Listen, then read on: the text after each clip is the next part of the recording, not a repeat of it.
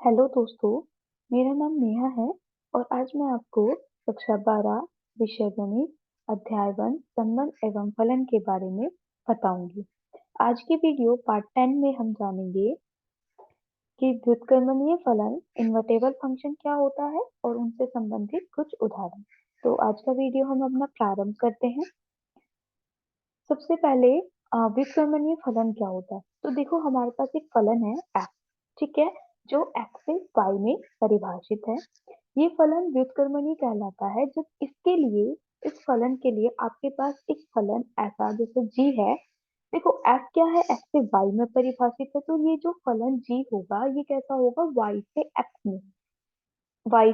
x में परिभाषित होगा, ठीक है। तो एक फलन g y जो y से x में परिभाषित है का अस्तित्व इस प्रकार है कि इसका जो संयोजन होता है GOF, ठीक है। GOF कैसा होना चाहिए, IX तथा FOG कैसा होना चाहिए, IY। IX IY क्या मतलब है यहाँ पर, IX IY मतलब तत्समक फलन। तत्समक फलन कैसे होते हैं कि जो हमारे पास दो फलन है उनका जो संयोजन होगा, उनके जो संयोजन का किसी भी इस अवयव के लिए हम बात करेंगे कि उनके संयोजन का किसी अवयव के लिए जो प्रतिबिंब बनेगा वो वही अवयव होना चाहिए, ठीक है। जैसे 1 का प्रतिबिंब 1 हो, 2 का प्रतिबिंब 2 हो, तो जब अवयव का प्रतिबिंब वही अवयव होता है तो वो क्या होता है, तत्समक फलन होता है, ठीक है। तो आई एक्स और आई वाई क्या है, तत्समक फलन है, ठीक है। तो जी ओ एफ आपके पास आई एक्स तथा एफ ओ जी आई वाई है, ठीक है। फलन जी को फलन एफ का प्रतिलोम इनवर्स कहते हैं, ठीक है, और इसे प्रतीक एफ इनवर्स द्वारा प्रकट करते हैं। तो देखो, अतः यदि एफ व्युत्क्रमणीय है तो एफ अनिवार्यतः एकीकी और आच्छादक होता है, ठीक है। और अगर इसके विलोमता हम देखें कि अगर एफ एकीकी और आच्छादक है तो एफ अनिवार्यतः व्युत्क्रमणीय भी होता है, ठीक है। यह तथ्य एफ को एकीकी तथा आच्छादक सिद्ध करके व्युत्क्रमणीय प्रमाणित करने में महत्वपूर्ण रूप से सहायक होता है, विशेष रूप से जब एफ का प्रतिलोम वास्तव में ज्ञात नहीं करना हो। आगे देखते हैं। देखो, इससे संबंधित एक उदाहरण देख लेते हैं कि आप मान लीजिए कि आपके पास क्या है, आप एक फलन है जो n से y में परिभाषित है। n क्या होता है, प्राकृतिक संख्याओं का समुच्चय, और y क्या है यहाँ पर, जो हमारा प्रतिबिंब, जिसमें हमें प्रतिबिंब प्राप्त होता है, प्रतिबिंब का समुच्चय मतलब कि सहप्रांत है हमारे पास, ठीक है। यहाँ पर फंक्शन एफ एक्स को किस तरीके से परिभाषित किया है, 4x+3, ठीक है, द्वारा परिभाषित एक फलन है। जहाँ y क्या है, इसको किस तरीके से दिखाया गया है कि y इसका एक अवयव है, y जो प्राकृतिक संख्याओं से संबंधित है, और y बराबर क्या है, 4x+3।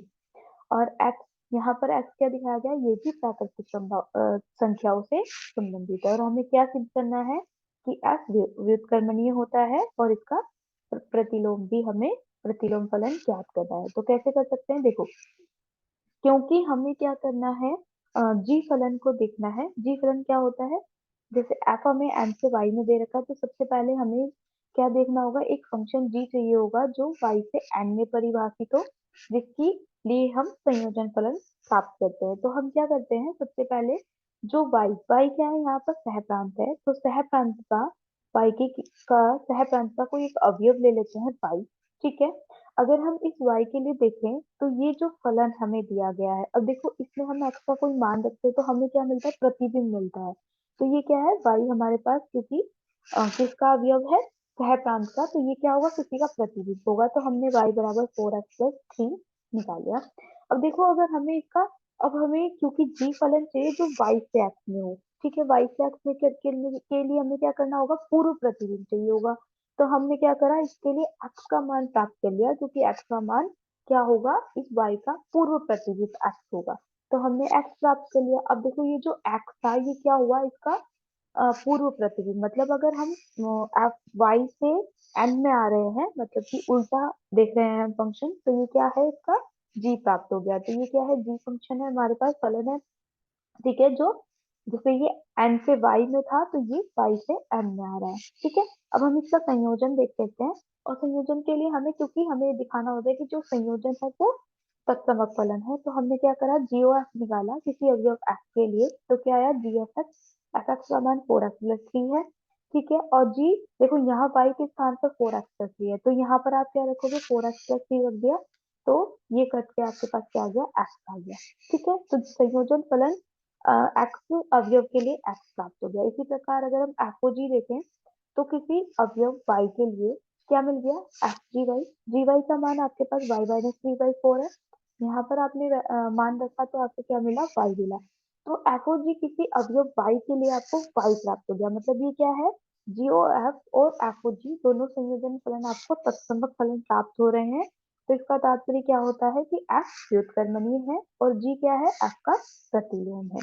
तो इस प्रकार हम क्या कर सकते हैं, फलन ये सिद्ध कर सकते हैं और प्रतिलोम फलन ज्ञात कर सकते हैं। इसी प्रकार अगला उदाहरण देख लेते हैं। आपके पास क्या है, यहाँ पर आपको एक फलन दे रखा है y।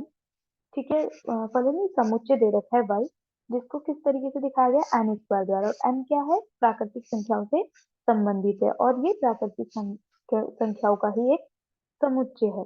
तो इस फलन को किस प्रकार से परिभाषित किया गया है कि जो प्राकृतिक संख्याओं से और कहाँ पर y में परिभाषित है।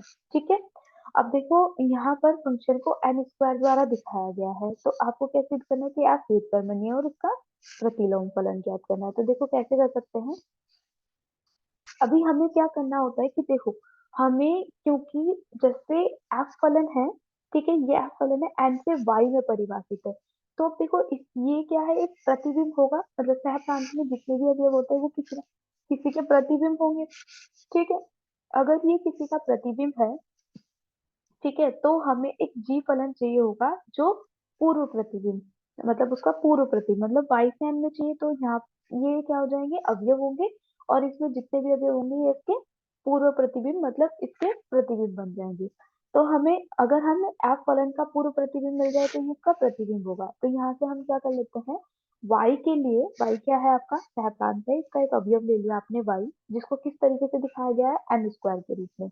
तो यहाँ से अगर मैं n का मान प्राप्त करूँ तो मुझे क्या मिलेगा, वर्गमूल y मिलेगा। ठीक है, यहाँ n क्या है, प्राकृतिक संख्याओं से संबंधित है।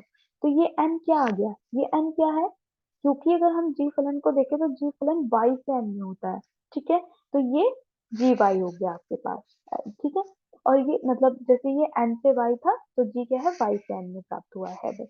ठीक है, तो अब हमें इसका संयोजन दिखाना होता है कि ये क्या है, तत्समक फलन है। तो हमने जीओ एफ लिया किसी अवयव n के लिए, तो एफ एन क्या है, एफ एन आपका यहाँ पर एन स्क्वायर दे रखा है तो आपने यहाँ पे एन स्क्वायर रखा, और जी वाई रूट पाई है, यहाँ पर एन स्क्वायर रखेंगे तो आपको एन मिल गया। तो किसी अवयव एन के लिए हमें एन प्राप्त हो गया। इसी प्रकार एफ ओ जी देखते हैं किसी अवयव वाई के लिए, तो क्या मिला, एफ रूट वाई का मान, देखो एफ रूट वाई मतलब एफ एन को हमें एन स्क्वायर दिखाया है और यहाँ पर एन के स्थान पर रूट वाई है, तो आपने यहाँ पर रखा, आपको क्या मिल गया, वाई। तो ये भी क्या मिला है, किसी अवयव y के लिए हमें y ही प्रतिबिंब मिल रहा है, मतलब ये क्या है, एक तत्समक फलन है। तो अगर मैं देखूं तो इससे क्या प्रमाणित हो रहा है कि जीओएफ क्या है, एक तत्समक फलन है और एफओजी भी एक तत्समक फलन है। तो अतः एफ क्या है, व्युत्क्रमणीय है और इसका जो प्रतिलोम फलन है वो जी है। ठीक है, आगे बढ़ते हैं। अब आप आगे उदाहरण आपके पास क्या है कि मान लीजिए आपके पास एक फलन है एफ, जो एन से आर में, एन क्या है, प्राकृतिक संख्याओं का समुच्चय और आर क्या है, वास्तविक संख्याओं का समुच्चय। तो प्राकृतिक संख्याओं से वास्तविक संख्याओं में परिभाषित है और यहाँ पर एफ एक्स कैसे दे रखा है, एक बहुपद फलन दे रखा है। ठीक है, इसके द्वारा परिभाषित एक फलन है। अब देखो इसमें क्या सिद्ध करना है आपको कि एक फलन एफ है जो एन से एस में परिभाषित है, जहाँ एस क्या है, एफ का परिसर है। ठीक है, और हमें क्या बताना है कि ये व्युत्क्रमणीय है और इसका प्रतिलोम फलन ज्ञात करना है। तो देखो कैसे कर सकते हैं, जिस प्रकार हम अब तक करते आए हैं, हम क्या कर लेते हैं, एफ के परिसर का मतलब ये एफ का परिसर क्या है, एस है। यहाँ से एक हमने अवयव ले लिया, मतलब सह प्रांत से हम एक अवयव ले लेते हैं y। ठीक है, और ये क्या है, क्योंकि यहाँ पर हमें y कैसे प्राप्त होता है, जब हम x का मान रखते हैं तो हमें प्रतिबिंब प्राप्त होता है जो y होता है। ठीक है, तो ये इसके बराबर आ जाएगा। ठीक है, यहाँ पर x क्या है, प्राकृतिक संख्याएं हो सकती हैं। अब देखो इसको जब हम हल करते हैं तो हमें क्या हुआ, 2x+3 का स्क्वायर प्लस 6 प्राप्त हुआ। यहाँ से हम x प्राप्त कर लेंगे तो x का मान आपके पास क्या आ गया, रूट वाई माइनस 6 - 3/2। ठीक है, ये मिल गया। और ये क्या होता है, ये आपका किसका प्रतिबिंब होता है, मतलब अगर मैं इसको ले लूं, इसको इसके ये एक अवयव अगर ले लेती हूँ मैं, और जी के लिए ये क्या है, प्रतिबिंब का कार्य करता है। तो मतलब जी जो है वो एस से एन में, देखो एस क्या था, एन से एस में, तो जी क्या होगा, एस से एन में परिभाषित होगा, ठीक है। और ये आपका जी वाई हो जाएगा। तो जी वाई के लिए आपका ये फलन प्राप्त हो गया। अब देखो इसके संयोजन के लिए आप क्या करते हो, जी ओ एफ किसी अवयव एक्स के लिए देखते हैं। तो यहाँ पर जी एफ एक्स का मान आपके पास ये है। तो ये देखा आपने, इसको हल करा तो आपके पास ये आ गया, जी टू एक्स प्लस थ्री का स्क्वायर प्लस सिक्स। अब देखो जी वाई, वाई के स्थान पर ये है, आपने यहाँ पर वाई के स्थान पर ये मान रखा। तो ये मान रखने पर आपके पास क्या आ गया, two x plus three minus three, यहाँ से ये कट जाएगा तो आपके पास एक्स आ गया। तो इसका संयोजन जीओएफ का किसी अवयव एक्स के लिए आपको एक्स प्राप्त हो गया।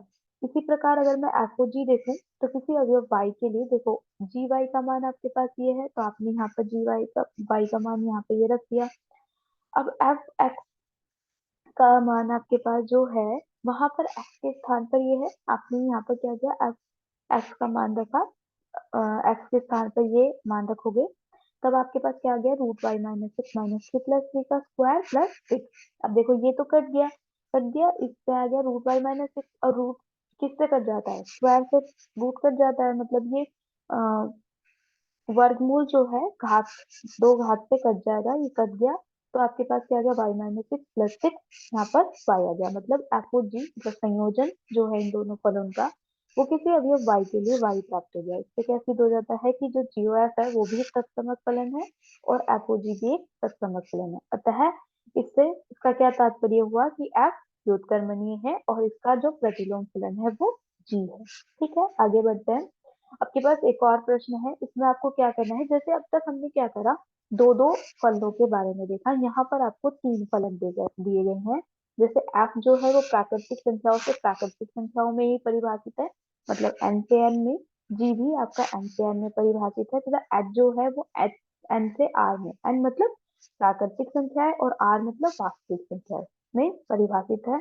तो इसमें क्या है, एफ एक्स आपको टू एक्स दे रखा है, जी वाई आपको थ्री वाई प्लस फोर दे रखा है, एच जेड आपको साइन जेड दे रखा है। तो आपको और ये एक्स वाई जेड कैसे हैं, प्राकृतिक संख्याओं से संबंधित है। तो आपको क्या बताना है, इन तीनों फलनों का संयोजन दिखाना है कि इसको अगर हम कर्म विनिमय कर देते हैं तो ये बराबर आता है। तो देखो कैसे कर सकते हैं, ये क्या है, एच ओ जी ओ एफ, किसी अवयव एक्स के लिए अगर हम देख रहे हैं, तो आप क्या करोगे, सबसे पहले एच को हल करोगे, तो एच को हल करोगे ये क्या बन जाएगा, अवयव बन जाएगा, मतलब एच जो है जी ओ एफ एक्स आ गया। फिर आप इसको कैसे हल करते हो, जी एफ एक्स लिखते हो, एफ एक्स के स्थान पर देखो एफ एक्स का मान आपके पास क्या है, टू एक्स है, यहाँ पर टू एक्स रखा। तो जी टू एक्स का मान देखो, जी वाई के स्थान पर टू एक्स है, तो ये क्या आ जाएगा, थ्री वाई प्लस फोर, मतलब वाई के स्थान पर टू एक्स आ जाएगा, three into two x plus four आ गया। आपने इसको हल करा, सिक्स एक्स प्लस फोर आया। अब देखो एच जेड का मान साइन जेड है, जेड के स्थान पर सिक्स एक्स प्लस फोर है, तो sign six x plus four आ गया। यहाँ पर एक्स क्या है, प्राकृतिक संख्याओं से संबंधित है, ठीक है। तो एच ओ जी ओ एफ किसी अवयव एक्स के लिए आपके पास क्या आ गया, sign six x plus four. अब आगे बढ़ते हैं, हम क्या देखेंगे, एच ओ जी ओ एफ किसी अवयव एक्स के लिए। तो देखो यहाँ पर सबसे पहले एफ हल होगा, तो एच ओ जी एफ एक्स आ गया, एफ एक्स का मान क्या था, टू एक्स था, ठीक है।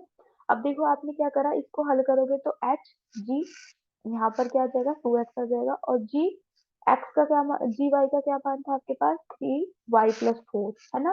तो थ्री वाई, वाई का स्थान पर यहाँ पर टू एक्स है, तो three two x plus four आ गया, plus six x plus four. अब देखो x six x plus four किसके बराबर है, साइन एक्स के, तो एक्स के स्थान पर सिक्स एक्स प्लस फोर। तो यहाँ पर एक्स क्या है, क्योंकि प्राकृतिक संख्याओं से संबंधित है। अब देखो आपके पास क्या आ रहा है, दोनों का मान बराबर आ रहा है, मतलब एच ओ जी ओ एफ जो है एच ओ जी ओ एफ के बराबर है। तो दोनों बराबर आ रहे हैं, तो इस प्रकार क्या है, हम दो, जिस प्रकार हम दो दो फलनों का संयोजन कर रहे थे, हम तीन फलनों का या उससे ज्यादा फलनों का भी संयोजन कर सकते हैं। अगले भाग में हम क्या पढ़ेंगे कि व्युत्क्रमणीय फलन प्रमेय वन क्या है, मतलब इन्वर्टेबल फंक्शन थ्योरम, ठीक है। एंड व्युत्क्रमणीय फलन प्रमेय टू क्या होती है, इन्वर्टेबल फंक्शन थ्योरम टू, ठीक है, और उनसे संबंधित उदाहरण। आज का वीडियो हमारा यहीं पर समाप्त होता है। धन्यवाद।